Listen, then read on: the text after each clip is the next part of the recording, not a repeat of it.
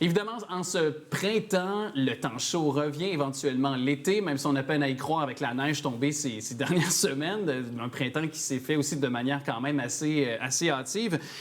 Mais quand même, les conditions de la peau, toujours pertinent de l'accueillir aussi. C'est l'esthéticienne de l'année, puis en plus, elle est membre aussi de l'APCM. Non, APCQ? en fait, c'est l'APSECT, l'APSECT, voilà. l'Association des électrolystes et en soins esthétiques du Québec. Regarde, quand c'est l'expert... L'association professionnelle, excusez. Quand c'est l'experte, regarde, je le dis. Isabelle Plante, merci d'être là. Ça me fait plaisir. Content de te retrouver. Moi aussi, je suis contente d'être ici. Il y a différentes conditions de la peau. Oui. Établissons ça ensemble tout d'abord. Et avec le temps chaud, le danger, c'est la déshydratation. Absolument. Donc, on avait parlé à ma première chronique des types de peau. Donc, maintenant, on va parler des conditions. Donc, le type de peau, on sait que ça ne change plus à partir de l'âge adulte. Donc, on va rester pris avec notre type de peau jusqu'à la fin de notre vie. Par contre, les conditions de peau peuvent changer. Évoluer. Évoluer, exactement. Donc, la première condition, comme tu le mentionnais, la déshydratation. On voit vraiment ça énormément en institut. Les peaux déshydratées, peu importe les types de peau. Donc, la déshydratation, en fait, c'est une perte d'eau de l'épiderme due au fait que les gens ne prennent pas assez soin de leur peau ou n'appliquent pas assez de crème hydrofuge ou filmogène à la surface de leur peau pour maintenir l'hydratation à l'intérieur des tissus épithéliales. Donc, même si on prend beaucoup de liquide, beaucoup d'eau, il n'y aura jamais assez d'eau pour être capable de pallier à la déshydratation de la peau, j'imagine. Là. Exactement. Bien, en fait, à la déshydratation de l'épiderme. De l'épiderme, oui. Exactement. Donc, l'épiderme, c'est vraiment la couche protectrice de notre corps. C'est elle qui va vraiment protéger contre tous les pathogènes environnementaux. Donc, le soleil. Le soleil, les radiations. Donc, c'est important vraiment d'appliquer des produits avec beaucoup d'hydratants, d'agents, de substances hydratantes pour justement hydrater. Donc, il faut vraiment hydrater par manière topique et non seulement que par la consommation d'eau, effectivement. Il y a la peau sensible, la peau mature, la peau à tendance acnéique, mais il y a quand même des causes qui peuvent mener donc à la déshydratation cutanée. Là. Exactement. Donc, la première cause, en fait, c'est probablement la consommation soit d'alcool ou de café. Aussi, encore une fois, manque de soins, comme je le mentionnais dès le début. Aussi, si vous êtes malade, donc si vous subissez une diarrhée ou des vomissements, ça va créer vraiment une déshydratation cutanée instantanée. Donc, il y a aussi d'autres facteurs, comme tu disais, le soleil, le vent, les activités sans protection solaire. Certains médicaments aussi qui peuvent mener à ça? Certains médicaments peuvent déshydrater la peau, absolument. Oui. OK. Il y a aussi toujours des catégories aussi de sensibilité là, cutanée, parce que, puis là, c'est des termes un peu plus... seul toi sais probablement l'expliquer, le vulgariser. Oui, en fait... l'érythème, l'érythrose. Oui. Explique-nous ce que c'est. Mon Dieu, tu t'es bien préparé, Alex, franchement. Merci à toi. Tu m'as aidé un petit peu là-dedans, là, quand même. Je n'ai pas tout le mérite, vraiment pas.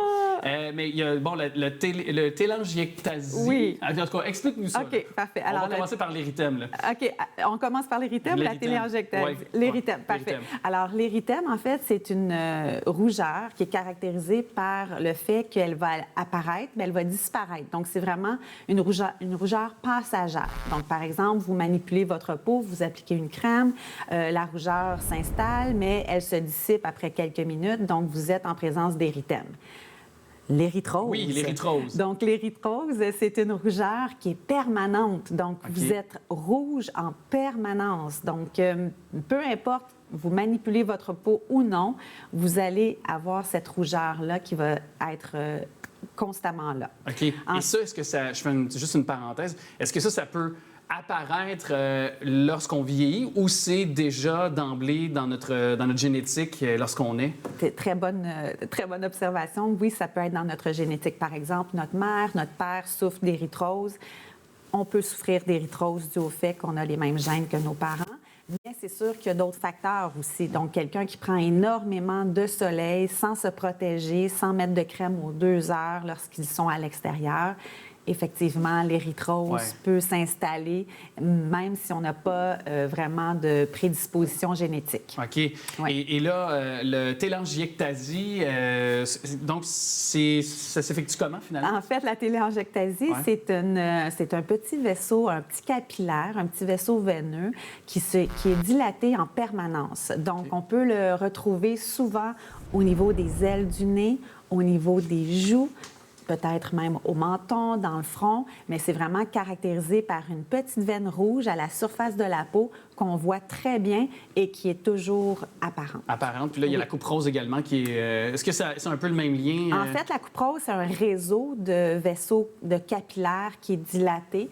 Et ça peut être même accompagné d'érythrose ou non. Donc, voilà. Ouais. Et il faut toujours prendre en considération, je pense que, tu sais, quand on parle de la peau mature, qu'elle apparaît, qu'elle se forme de façon définitive, est-ce qu'on parle de la mi-vingtaine ou environ? Absolument. Donc, la modification génétique se fait à partir de 25 ans.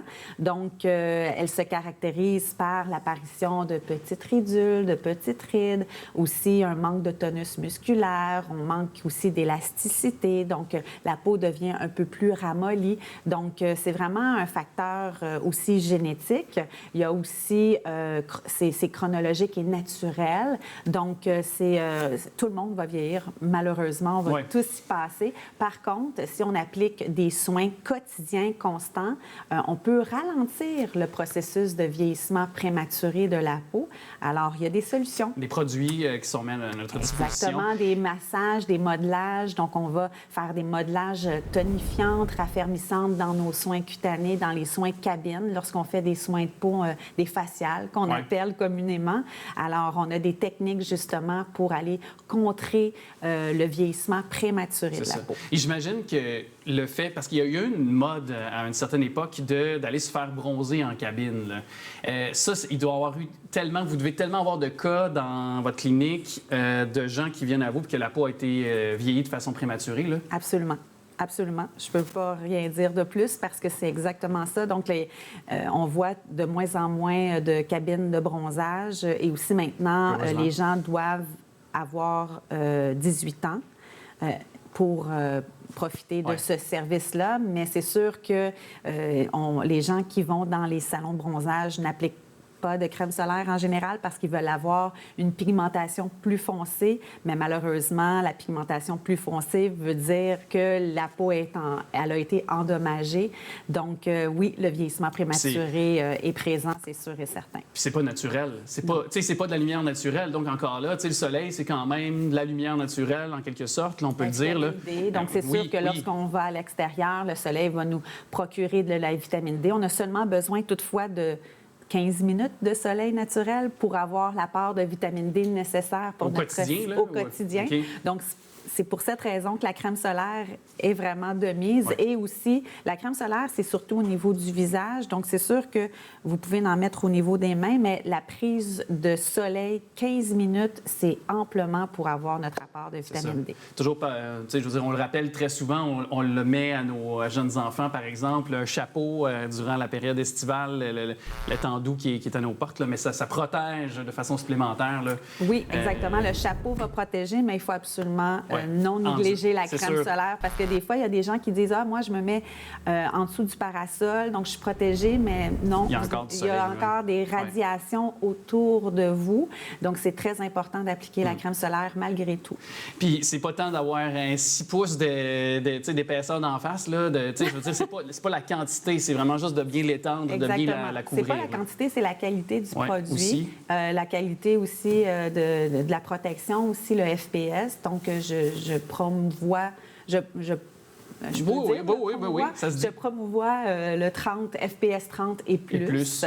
Donc, mais c'est sûr qu'après 60, 70, bien là, on parle peut-être plus de zinc. Donc, les gens qui ont vraiment des problématiques au niveau du... On voit les Beach Boys avec du zinc, de la crème de zinc, c'est très, très blanc. Donc, ça, c'est sûr que c'est très protecteur, mais je ne suis pas certaine que si vous allez à un garden party ou un barbecue, que vous allez vouloir avoir la crème de zinc sur le nez. Mais bien, au moins, si vous avez votre protection 30 ou 50 et vous pouvez appliquer votre maquillage par-dessus, vous allez être protégé. Maintenant, il y a même des poudres avec minéral, avec FPS 50. Donc, vous pouvez appliquer par-dessus votre maquillage. Alors, vous êtes protégé malgré tout et vous restez coquette.